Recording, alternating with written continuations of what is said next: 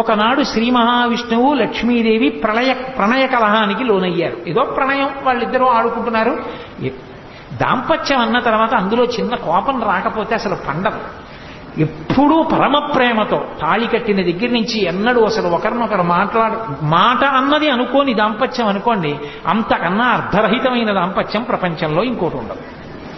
ఎప్పుడో అప్పుడు దెబ్బలాడుకోవాలి. అంటే కావాలని ముహూర్తాలు పెట్టుకుని దెబ్బలాడుకోమని నా ఉద్దేశం కాదు. ఏదో చిన్న మాట పట్టింపు, కొద్దిగా కోపం వస్తుంది, అది భయంకరంగా ఎవరో జోక్యం చేసుకునే అవసరం రాకూడదు. ఆవిడ ముందు మాట్లాడాలని ఈయన, ఆయన మాట్లాడకూడదా అని ఆవిడ, ఇద్దరు ఏదో కాసేపు ఆ బెట్టు చేసి ఆ తర్వాత ఇద్దరు ప్రశాంతంగా సంతోషంగా ఉంటే ఆ ప్రణయ కలహం ఏదో పాకం పలచగా ఉన్నది కొంచెం బాగా తీగ పాకంగా సాగినంత అందాన్ని ఇస్తుంది సంసారానికి. మనసులో అర్థం చేసుకోవడానికి మరింత అవకాశాన్ని ఇస్తుంది తప్పించి అది మరీ మూడో మనిషి వచ్చి జోక్యం చేసుకోవలసినంత భయంకర స్థితులను పొందకూడదు దాంపత్యం. లక్ష్మీదేవి ప్రణయ కలహంతో ఒకసారి ఏకాంతమాసం నుంచి బయటికి వచ్చి ఈ పాటికి ఆయన నేను కనపడలేదని బెంగపెట్టుకుని ఉంటారు అని ఆయన బెంగ పెట్టుకోవడం కాదు, ఆయన దగ్గరికి వెళ్ళి చాలాసేపు అయిందని ఈవిడికి బెంగ కలిగేది. అందుకని ఈవిడ లోపలికి వెళ్ళిపోతుంది. నిత్యానపాయని కదా అమ్మవారు. అలా ఉండాలి దాంపత్యం అంటే, అంతే. అలా ఉంటుందా అండి అనకండి. ఆవిడ అలా ఉంది కాబట్టే మనం ఇలా ఉండాలని మనకి తెలిసింది. మన కోసం ఆవిడ అలా ఉంటుంది. అంతేగాని ఆవిడికి పిచ్చికి అలా ఉంటుందని సిద్ధాంతాలు చెప్పకూడదు. కాబట్టి నిత్యానపాయని ఆ తల్లి లోపలికి వెళుతోంది. బయటికి రావడం అంటే నీ ఇష్టం కానీ లోపలికి వెళ్ళడానికి మా అనుమతి ఉండాలన్నారు వీళ్ళు. నేను ఆయన దగ్గరికి వెళ్ళడానికి మీ అనుమతి ఎందుకంది ఆవిడ. స్వామి విశ్రాంతి తీసుకుంటున్నారేమో, ఇప్పుడు మీరు వెళ్ళి మళ్ళీ గొడవ చేస్తే బాగుండదు, మీరు ఇప్పుడే కోపంగా బయటకు వచ్చారు, మళ్ళీ వెళ్ళి ఆయన శాంతి భంగం చేస్తారు, వీలు లేదన్నారు. ఆవిడే లక్ష్మి. లక్ష్మి అన్న మాటకు అర్థం ఏంటంటే లక్ష్మ, గుర్తు బట్టి లక్ష్మి. అందరికీ టేబుల్ మీద నేమ్ ప్లేట్ ఉంటే ఒక ఆయనకి గది బయట నేమ్ ప్లేట్ బయట లోపలికి పంపించడానికి ఒక మనిషి ఉన్నాడు అనుకోండి, ఆయన లక్ష్మి గొప్పది టేబుల్ మీద బోర్డు ఉన్నవాడి లక్ష్మి కన్నా. లక్ష్మ గుర్తు చేత తెలియబడతాడు. ఒక ఆయన కారు దిగితే ఇలా అడ్డంగా ఓ పెద్ద రాగి ప్లేట్ కూడా వేసుకుని ఒక ఆయన కూడా వెంట దిగి వస్తుంటాడు అనుకోండి, ఇంకా పెద్దవాడని గుర్తు. సరే ముందు వెనక కూడా పోలీస్ కార్లు వెళ్ళాయనుకోండి, ఇంకా అంతకన్నా చెప్పడం నాకెందుకు వచ్చిన గొడవ కానీ. కాబట్టి లక్ష్మ, వాటి చేత లక్ష్మి తెలుస్తూ ఉంటుంది, వైభవం తెలుస్తూ ఉంటుంది. వీళ్ళ లక్ష్మ ఏమిటి? ఆవిడ అనుగ్రహమే. శ్రీ మహావిష్ణువు ఉన్నటువంటి ఏకాంతవాసం బయట కాపలా కాయగలిగినటువంటి లక్ష్మి ఆవిడ అనుగ్రహం. అందుకే అమ్మవారికి ఒక పేరుంది, యశస్విని, కీర్తినిచ్చేది అని. ఇంతమంది ఇలా కూర్చుంటే నేను ఒక్కడనే ఇక్కడ కూర్చుని మాట్లాడితే మీరు వింటున్నారంటే నా గొప్ప కాదు. అయ్యో వీడు మాట్లాడితే అంతమంది వినేటట్టు చేసి వీడు చెప్పాడన్న కీర్తిని వీడికి కట్టపెట్టి వీడిని సంతోషింపజేస్తానని అమ్మవారు అనుగ్రహిస్తే ఇక్కడ కూర్చున్నా నేను. కాబట్టి ఆవిడ యశస్విని. దానివల్ల ఎవరు సంతోషిస్తోందంటే మా అమ్మ సంతోషిస్తోంది నాతో పలికించి. ఇవన్నీ నేనే పలికేస్తున్నాను అనుకుంటే అయితే నువ్వే పలుకని అందంటే నా బతుకు బయటడిపోతుంది. అది అమ్మవారి యొక్క తత్వం. కీర్తినిచ్చింది ఆవిడ. జయ విజయులుగా ఉండండిరా అంది ఆవిడ. ఉండండిరా అంటే నువ్వే లోపలికి వెళ్ళొద్దన్నారు వాళ్ళు. ఆవిడంది మీ లక్ష్మి తొలగిపోతుంది. మీ లక్ష్మి తొలగిపోతుందంటే ఓ కారణం రావాలిగా. అందుకు వెనకాల వచ్చారు సనక సనదనాలు.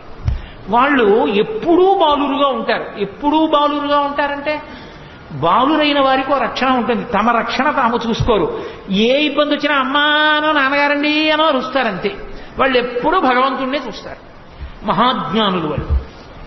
అందుకని వాళ్ళు శ్రీ మహావిష్ణు దర్శనానికి వస్తున్నారు. వస్తుంటే మరి లక్ష్మి శాపం ఉంది కదా, పోవాలి వీళ్ళకి పదవి. అందుకని వీళ్ళు వాళ్ళని అడ్డగించారు. వాళ్ళని అడ్డగిస్తే వాళ్ళన్నారు మాకు విష్ణువుకి అరమరికలు లేవు, మేము ఎప్పుడైనా వెళ్ళి దర్శనం చేసుకోగలిగిన వాళ్ళం. ఈ అహంకారం అప్పుడే ఉందని మీరు అనుకుంటున్నారేమో. ఆ అహంకారం అప్పటి నుంచి ఇప్పటి వరకు ఎప్పటి వరకు కూడా ఉంటుంది. త్యాగరాజస్వామి అంతటి వారు వెంకటాచలం వెడితే తెర వేసి ఇప్పుడు కాదు రేపు రా అన్నారు. త్యాగరాజస్వామి ఆయన అక్కడే కూర్చుని తెరదీయగరాదా అని కీర్తన చేశారు.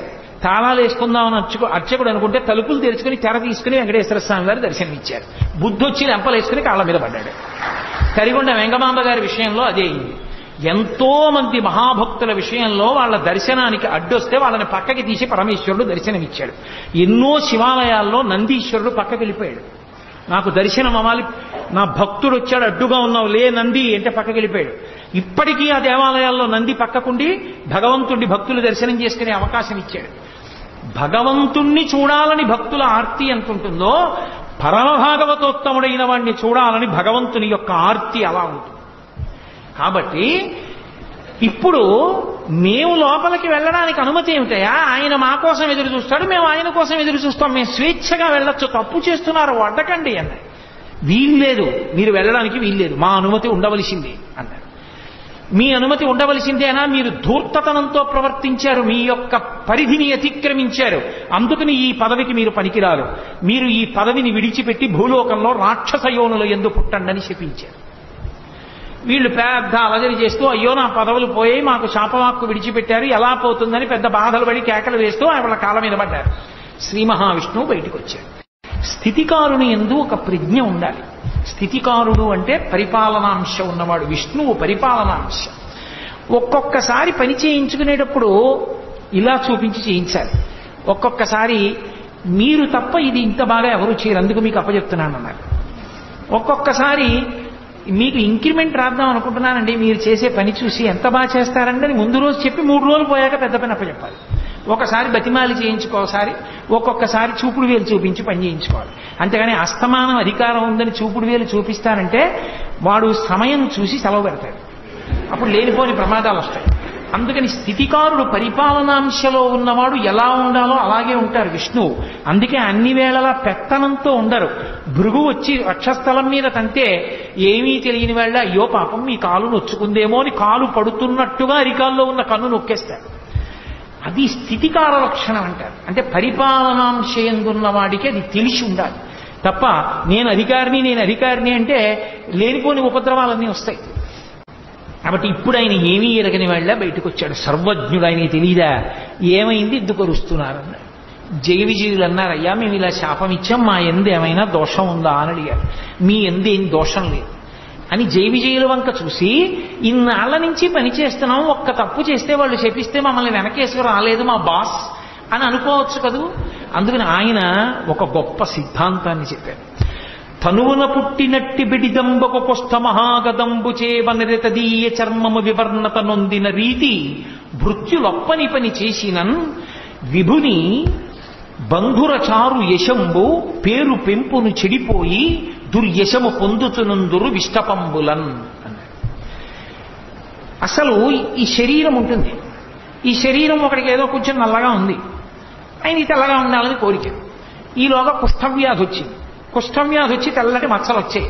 అబ్బా ఎలాగో తెల్లగా అవ్వలేకపోయాను కానీ ఎంత బాగుందో, తెల్ల మచ్చలు వచ్చినట్టు పెట్టుకున్నాడు అనుకోండి, వేళ్ళు ఊడిపోతాయి. తనువున పుట్టినట్టి బెడదంబకు కుష్ఠ మహాగదంబు చేవనరితదీయ చర్మము వివర్ణత నొందిన రీతి, తన శరీరంలోనే పుట్టిన కుష్ఠవ్యాధి తన శరీరంలోనే పుళ్ళు పుట్టి చీవు నెత్తురు కారి పురుగులు వాలేట్టు చేసినట్టు భృత్యులొప్పని పని చేసిన నా భృత్యులే కదా అని తప్పు చేసినా వెనకేసుకు రావడం అలవాటైతే, ప్రభువు యొక్క బంధుర చారు యశంబు పేరు పెంపును చెడిపోయి దుర్యశము పొందుతునందురు విష్టపంబులన్. అర్థం పర్థం లేకుండా ఎన్ని తప్పులు చేసినా వెనకేసుకు రావడం అలవాటైపోయిన ప్రభువు చిట్ట చివరికి అపకీర్తిని పొందుతాడు. తప్పు చేస్తే తప్పు చేశామని చెప్పవలసిందే, లేకపోతే నా ధర్మం పోతుంది.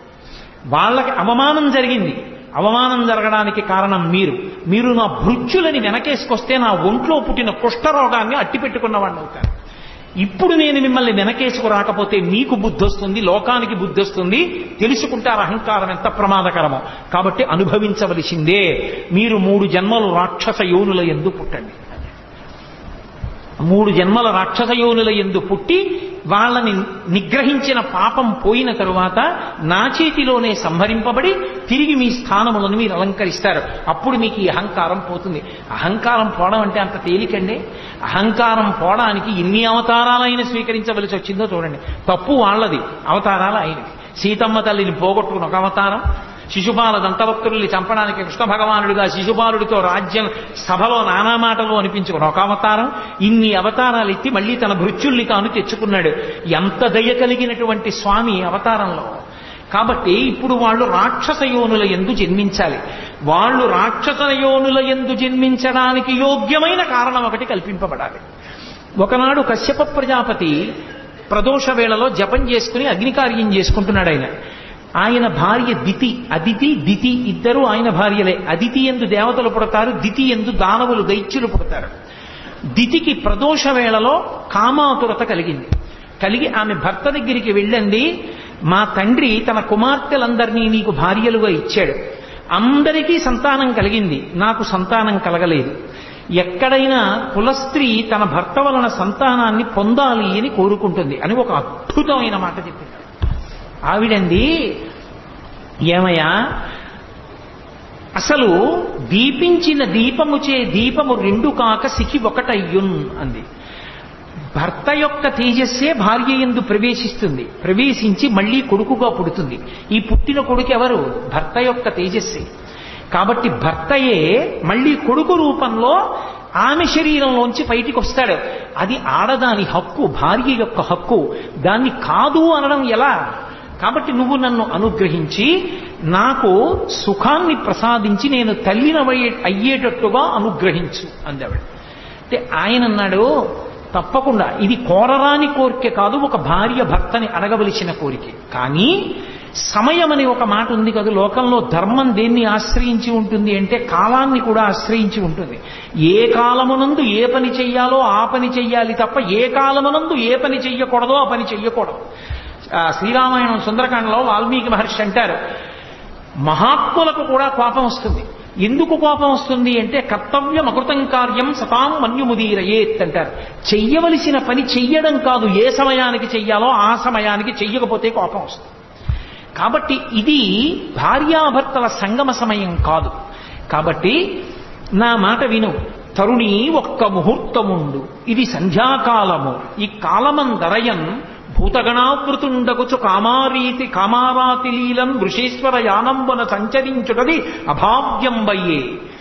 ఈ ఉగ్రవేళన్ రమయింపన్ నిషిద్ధ కర్మంబగు ఎలా ధర్మమున్ వీడగన్.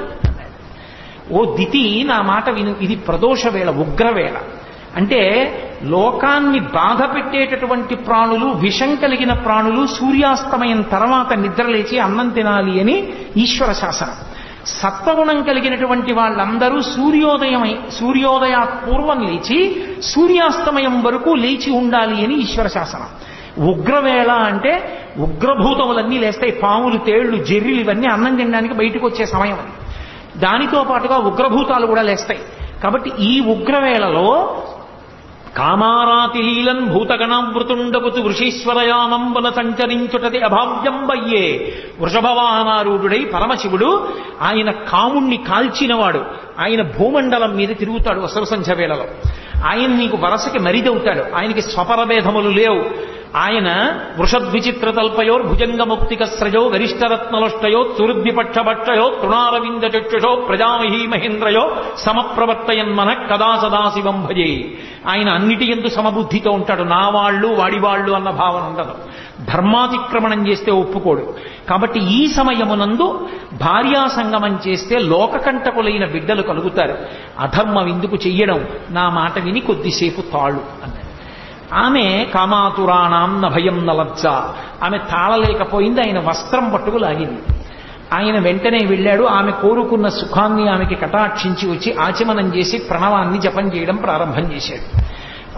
కొంతకాలం అయిన తర్వాత ఆమె గర్భం ధరించి వచ్చి అడిగింది, నేను గర్భం ధరించాను నీ తేజస్సు వల్ల అని. ఆయన వెంటనే దివ్య దృష్టితో చూసి అన్నాడు, రమించకూడని ఉగ్రవేళలో నన్ను నిగ్రహించి నాతో రమించావు. కాబట్టి నీ కడుపున పుట్టేటటువంటి సంతానం లోకాన్ని రక్షించేటటువంటిది కాదు. లోక భయంకరులైనటువంటి ఇద్దరు జన్మిస్తారు. వాళ్ళిద్దరూ ఈ లోకంలో ఉన్నవన్నీ మావే, మేమే అనుభవించాలంటారు. ఆ కారణం చేత విష్ణువుకి విరోధులవుతారు. శ్రీ మహావిష్ణువు యొక్క చేతి సుదర్శన చక్రధారల చేత తరగబడి వాళ్ళ శిరస్సులు కింద పడిపోతాయి, వాళ్ళు కీర్తి వహించరు అని చెప్పాడు. ఆమె చాలా రోధించింది. ఆఖరికి ఆమెకి ఇద్దరు కుమారులు కలిగారు. ముందు పుట్టినటువంటి వాడికి హిరణ్యాక్షుడు అని పేరు పెట్టారు. వెనక పుట్టినటువంటి వాడికి హిరణ్యకశిపుడు అని పేరు పెట్టారు. ఇద్దరు కవల పిల్లలు. కవల పిల్లలు పుట్టినప్పుడు మనకి శాస్త్రంలో ఏమిటంటే ముందు ఎవరు పుడతాడో వాళ్ళు చిన్నవాళ్ళు, వెనక ఎవరు పుడతారో వాళ్ళు పెద్దవాళ్ళు. ముందు ఆడపిల్ల పుట్టి వెనక మగపిల్లాడు పుడితే అన్నా చెల్లెళ్ళు అవుతారు తప్ప అక్కా తమ్ముళ్ళు అనకూడదు. ముందు పుట్టిన వాళ్ళు చిన్నవాళ్ళు, వెనక పుట్టిన వాళ్ళు పెద్దవాళ్ళు. కాబట్టి ముందు పుట్టినటువంటి వాడు ముందు పుట్టినటువంటి వాడు హిరణ్యాక్షుడు, వెనక పుట్టినవాడు హిరణ్యకశిపుడు. అందుకని హిరణ్యకశిపుడు పెద్దవాడయ్యాడు, హిరణ్యాక్షుడు చిన్నవాడయ్యాడు. చిన్నవాడైన హిరణ్యాక్షుడంటే హిరణ్యకశిపుడికి అమితమైన ప్రేమ తన తమ్ముడని. ఈ హిరణ్యాక్షుడికి లక్షణం ఉంది. హిరణ్యాక్షుడు అంటే పేరులో తెలియట్లేదండి. అందుకే పేరు పెట్టుకునేటప్పుడు పెద్దవాళ్ళకి అప్పజెప్పి పెట్టాలి తప్ప స్వతంత్రించి పెట్టకూడదు. పనికిమాలిన పేర్లు పెడితే వాడు కూడా అటువంటి భావాలు కలిగినటువంటి వాడి అయి ఆ పేరు పెట్టి పిలవగా అలాగే తయారవుతాడు. ఏదో పేరు బాగుందని పెట్టేయకూడదు. హిరణ్యాక్షుడు అంటే హిరణ్యము అంటే బంగారం, బంగారము అంటే లోభమునకు ప్రతీక. బంగారం ఎక్కడ చెప్పినా రుక్మ అన్న శబ్దం వేస్తారు. అందుకే రుక్మిణీదేవి అన్నదమ్ముల పేర్లన్నీ రుక్మ, రుక్మాంగద, రుక్మకేతు, రుక్మబాహు, రుక్మకేశ, రుక్మిణి అన్ని రుక్మ అని పెట్టాడు. రుక్మ అంటే బంగారం, బంగారం లోభానికి ప్రతీక. వాడు అనుభవించాడు, దాస్తాడు. ఇవన్నీ నావంటుంటాడు, ఇవన్నీ నావే, ఎవరికి ఇవ్వను, ఇంకోటి సుఖపడకూడదు, నేనేం చేస్తాను, నేను అనుభవించాను, దాచేసి ఇవన్నీ నావి, అంతే నా సుఖం. హిరణ్య కసిప్ అంటే పడక అనుభవానికి గుర్తు. పక్క ఎక్కడున్నా భోగానికి గుర్తు మంచం. అందుకే మంచం మీద ఏం పెట్టరు, పవిత్రమైన వస్తువుల్ని మంచం మీద పెట్టరు, ఎందుకంటే అది భోగానికి ప్రతీక కాబట్టి. అందుకే ఆఖరికి శరీరత్యాగం కూడా మంచం మీద చేయకూడదు అని. అటువంటి మంచం భోగానికి గుర్తు. హిరణ్యకశిప్ అన్న మాటకు అర్థం ఏంటంటే వాడు తీసుకొచ్చి దాచేస్తాడు, వీడు అనుభవిస్తాడు, ఇంకోడు అనుభవించుకోడు. వీడి కడుపున కొడుకు పుట్టాడు, ఆయన ప్రహ్లాదుడు, పరహ్లాదుడు, ఇంకోడు సంతోషిస్తే తను సంతోషిస్తాడు. ఎలా పడుతుంది ఇద్దరికి? అక్కడ వచ్చింది పేచి. అది హిరణ్యకశిప ప్రహ్లాద హిరణ్యాక్ష హిరణ్యకశిప వృత్తాంతం అంటే. అందుకని అక్కడ లక్ష్మీ విష్ణువుల యొక్క శాసనం సనకసనందనాదుల మాటను అనుసరించి ధర్మమునందు బుద్ధి ఎక్కడ నిలబడదో అక్కడ ఇలాంటి బుద్ధులు పుట్టుకొస్తాయి. అందుకని దితికి పుట్టింది ఈ బుద్ధి. దితికి పుట్టారు వీళ్ళొచ్చి. వాళ్ళకి హిరణ్యాక్ష హిరణ్యకశిపులు అని పేరు పెట్టారు. ఈ హిరణ్యాక్షుడు ఒకానొక సమయంలో ఒక ఉపద్రవం జరిగింది ఈ లోకానికి. ఏమిటా ఉపద్రవం అంటే నేను చెప్పానే, కల్పాంతమనందు ప్రళయం వస్తుందని. ఆ కల్పాంత ప్రళయమునందు సముద్ర జలాలన్నీ వచ్చి భూమి మీద పడిపోతే ఈ భూమి అంతా కూడా ఆ నీటిలో అడుగుకి వెళ్ళిపోయి పాతాళలోకం దగ్గరికి చేరిపోతే భూమి లేదు. నిన్న మీతో చెప్పా, శ్రాద్ధదేవుణ్ణి మనువుని చేసి మనువుని పిలిచి బ్రహ్మగారు అన్నారు, నువ్వు భూమిని ధార్మికంగా పరిపాలించు, సంతానాన్ని ఉత్పత్తి చెయ్యి అన్నారు. ఆయన అన్నాడు, భూమి ఉంటే కదా నేను పరిపాలించడానికి ధార్మికంగా, ప్రళయ జలాలలో అది కిందకి వెళ్ళిపోయింది, పాతాళం దగ్గరికి వెళ్ళిపోయింది, దాన్ని ఎవరు పైకి తీస్తారు, తీసుకొచ్చి పైకి ఎత్తితే కదా నేను దాన్ని పరిపాలన చేయడం అన్నాడు. ఆయన అలా అనగానే చతుర్ముఖ బ్రహ్మగారికి తుమ్మొచ్చింది. ఆయన తుమ్మారు. తుమ్మగానే ఆయన ముక్కులోంచి కింద పడ్డాడు ఒక ఆయన. యజ్ఞవరాహమూర్తి అర్ధి అంగుష్టమాత్రదేహంబుతోడ జననమంది వియత్తల స్థాయి ఎగుచు అంతలోనే భూరిగజ ప్రమాణమయ్యే అతటి వారికి అద్భుతముగా అన్నాడు. ఆయన ముక్కులోంచి కింద పడ్డవాడు చిన్నవాడు కింద పడ్డాడు. కింద పడి అందరూ చూస్తుండగానే భూమి ఆకాశములు నిండిపోయేటట్టుగా పెరిగిపోయాడు. ఆ పెరిగిపోయినది వరాహావతారం. ఆ వరాహావతారం యజ్ఞవరాహమూర్తిగా వచ్చాడు. యజ్ఞవరాహము అన్న మాటకు అర్థం ఏమిటంటే, యజ్ఞమునందు వాడేటటువంటి పదార్థములు ఏ ఉంటాయో, సృక్కు, స్రవము, ఆజ్యపాత్ర, ఇలాంటివన్నీ కూడా ఆయన శరీరమునందు భాగములుగా మారిపోయి, అంటే పరమమంగళ స్వరూపాన్ని పొంది ఇప్పుడు సముద్రం లోపల భూమి ఉండిపోయింది. వీడికి లోభం కదు హిరణ్యాక్షుడికి, ఆ వెళ్ళిపోయిన భూమి నాదే అన్నాడు.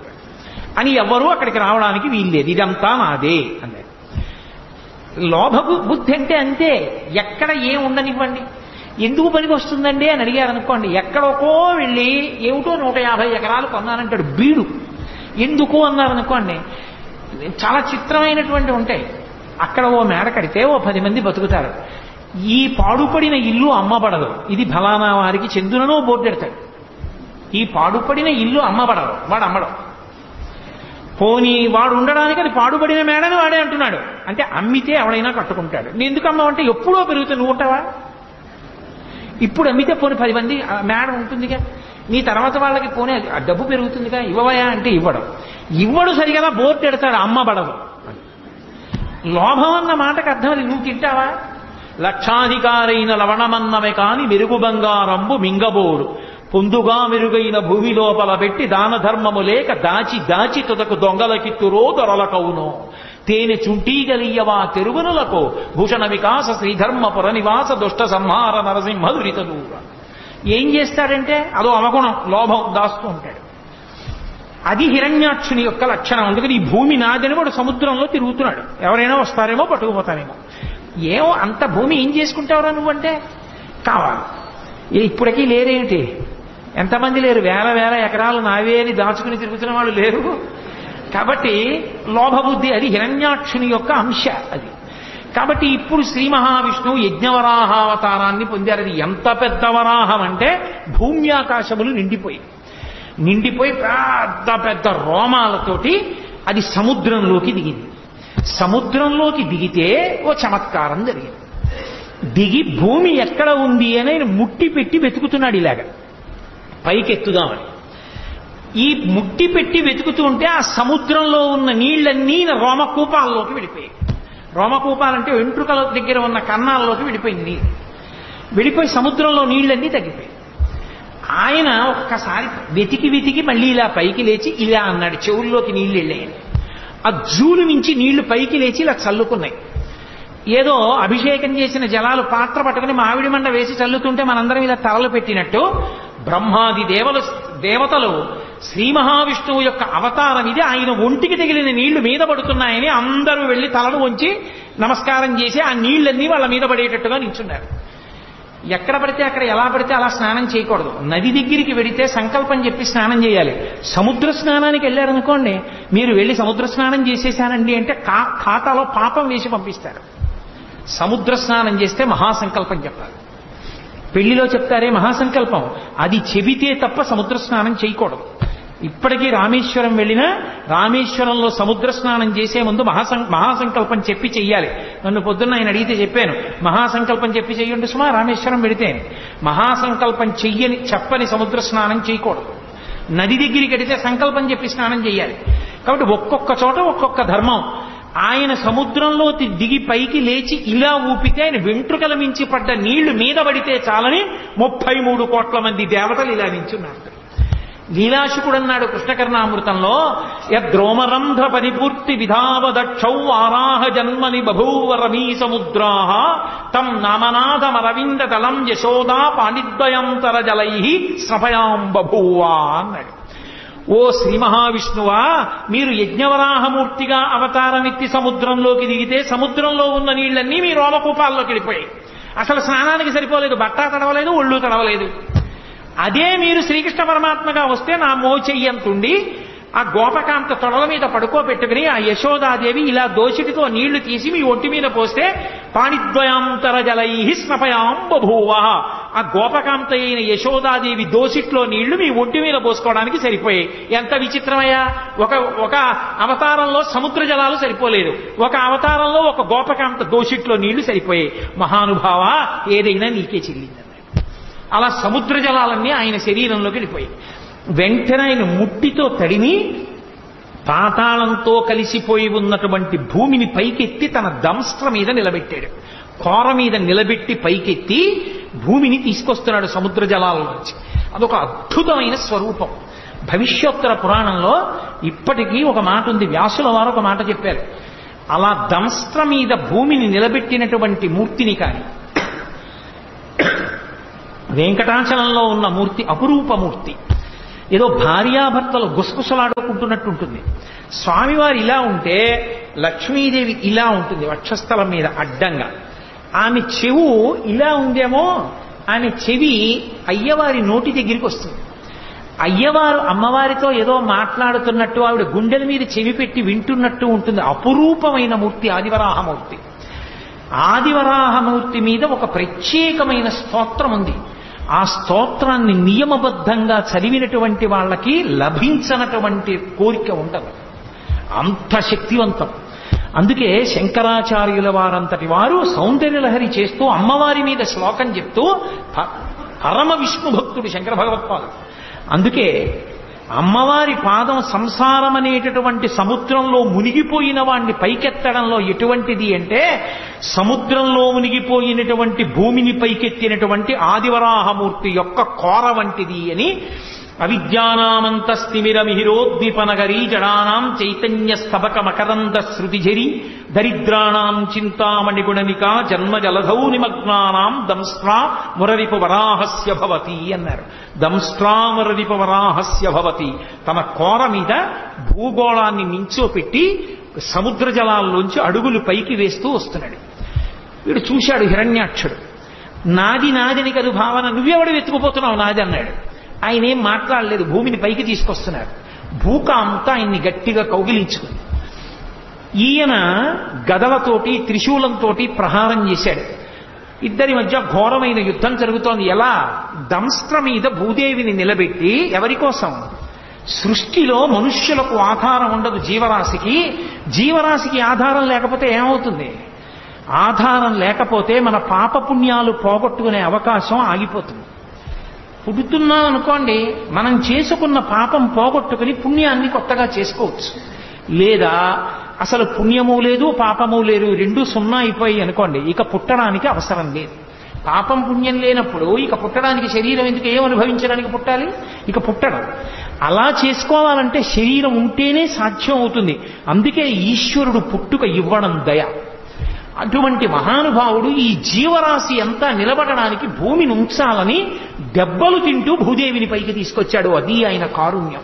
అందుకే ఆదివరాహమూర్తి యొక్క స్వరూపం లాంటి దయ కలిగిన స్వరూపం ఇక ప్రపంచంలో ఉండదు. అంతటి దయ కలిగిన వాడు. నేను మీతో మనవి చేశా, అవతారము అనగానే పక్కన దయా అన్న మాట ఉంటుంది. కాబట్టి ఇప్పుడు ఆ హిరణ్యాక్షుడు ప్రదోష వేళ అయింది, యుద్ధం చేస్తున్నాడు. యుద్ధం చేస్తుంటే బ్రహ్మాది దేవతలు అన్నారు, చీకటి పడితే వాళ్ళ శక్తి పెరుగుతుంది, కాబట్టి మహానుభావ సంహారం చేయమన్నారు. ఆయన ఏదో గతదారించి అసహ్య విక్రమ సమగ్ర స్ఫూర్తితో వేయగా దాన్ని యజ్ఞవరాహమూర్తి తప్పించి, ఆ హిరణ్యాక్షుడు విసిరినటువంటి గదని తప్పించి ఒక్కసారి ఆ రెండు కోరలు విదల్చి తన చేతిని ఎత్తి ప్రహారం చేసి ఒక్క దెబ్బ కొట్టారు గుండెల మీద. హడావిడి చెయ్యడమే కానీ భగవంతుడు ఎదురుగుండా కనపడినప్పుడు ఎంతసేపు అండి? నెత్తురు కక్కుకున్నాడు, వెంటనే అక్కడ పడి శరీరాన్ని విడిచిపెట్టేశాడు. అక్కడతో హిరణ్యాక్షుని యొక్క సంహారం పూర్తయిపోయింది.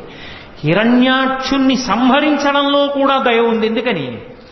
అహంకారంతో తన పదవిని పోగొట్టుకున్న జయ విజయులలో ఒకడు పొందినటువంటి మొట్టమొదటి జన్మ రాక్షసయోని యందు పుట్టిన జన్మలలో ఒకటి అదిగో ఆ హిరణ్యాక్షుడు. ఆ హిరణ్యాక్షుడుగా శరీరం విడిచిపెట్టేశాడు అంటే మళ్ళీ భగవంతుని మ్రోల ద్వారపాలకుడుగా వెళ్ళిపోవడానికి ఒక అడుగు ముందుకు వేసేశాడు అని. భగవంతుడే సంహరించి మళ్ళీ తన హక్కున చేర్చుకున్నాడు. అందుకే సంహార ప్రక్రియ యందు కూడా దయే ఉంటుంది భగవంతునిలో. అలా హిరణ్యాక్ష సంహారం చేసినటువంటి పరమోత్కృష్టమైనటువంటి అవతారములలో ఒకటి యజ్ఞవరాహావతారం. యజ్ఞవరాహావతారాన్ని స్మరిస్తే చాలు రక్షణ కలుగుతుంది. యజ్ఞవరాహావతారాన్ని ఒక్కసారి తలుచుకుంటే చాలు మంగళం కలుగుతుంది. ఎందుకంటే అది యజ్ఞము యొక్క స్వరూపం. యజ్ఞము ఎక్కడ తలుచుకున్నా మంగళమే. అందుకే యజ్ఞ సాధనములతో కూడుకున్నటువంటి అమరికతో ఉన్న యజ్ఞవరాహావతారము యొక్క స్మరణ మంగళములకు దారితీస్తుంది. అందుకే ఒక్కసారి యజ్ఞవరాహమూర్తిని తలుచుకుని నమస్కారం చేస్తే చాలు. పోతన గారి జీవితంలో ఒక అద్భుతమైన ఘట్టం. పోతన గారు పర్ణశాలలో కూర్చుని భాగవతాన్ని ఆంధ్రీకరిస్తున్నారు. కర్ణాటకకి చెందిన ప్రభువు పోతన గారు నాకు భాగవతాన్ని అంకితం ఇవ్వనంటున్నారు, అందుకని చెప్పి వెళ్లి బంధించి తీసుకురమ్మని సైన్యాన్ని పంపించాడు. తీరా వాళ్ళు వెళ్లి పోతన గారిని బంధిద్దాం అనుకుంటే పర్ణశాల ముందు ఒక పెద్ద వరాహం ఒకటి పడుకుంది, తెల్లటి పంది. ఆ శ్వేతవరాహం కోరలు చూపించి పెద్ద అరుపరిచింది. భయపడిపోయి వాళ్ళు వెనక్కి వెళ్ళిపోయారు. సైన్యాధిపతి వచ్చాడు, ఆయన కూడా ఆ వరాహాన్ని చూసి భయపడిపోయి వెళ్ళిపోయాడు. మహారాజే స్వయంగా వచ్చాడు. అసలు ఆ వరాహమూర్తిని చూసి హడిలిపోయి చేష్టలుడిగిపోయి ఉండిపోయారు. లోపల మహానుభావుడు పోతన గారు ఆయన్ని నిగ్రహించను, భాగవతం నాకు అంకితం ఇవ్వమని ఒక్కసారి దర్శనం చేసుకెళ్ళిపోవాలనుకున్నాడు. ఆయన అలా అనుకోగానే పడుకున్న వరాహం లేచి ఒళ్ళు విదల్చుకుని నడుచుకుంటూ వెళ్ళిపోయింది. ఈయన లోపలికి వెళ్ళాడు. రాజు తన పరివారంతో వెళ్ళి పోతన గారి దర్శనం చేసుకుని నమస్కరించి, అయ్యా నేను మీ పర్ణశాలలోకి వద్దాం అనుకున్నాను, బయట అంత పెద్ద వరాహం పరుకుని అరుస్తోంది, ఆ అరుపు మీకు వినపడలేదా, మీరు ఎలా ఆంధ్రీకరిస్తున్నారన్నారు. పోతన గారు రెండు చేతులు ఎత్తి నమస్కరించి అన్నారు, నేను యజ్ఞవరాహమూర్తి ఆవిర్భవించినటువంటి ఘట్టాన్ని అంధీకరిస్తున్నాను. మీరు బహుశः భాగవతాన్ని బలవంతంగా పుచ్చుకోవాలని వచ్చారు. ఆ యజ్ఞవరాహమూర్తియే నా పర్ణశాల బయట పడుకుని నన్ను రక్షించారన్నారు. పోతన గారిని రక్షించినటువంటి అవతారం ఆ యజ్ఞవరాహ అవతారం.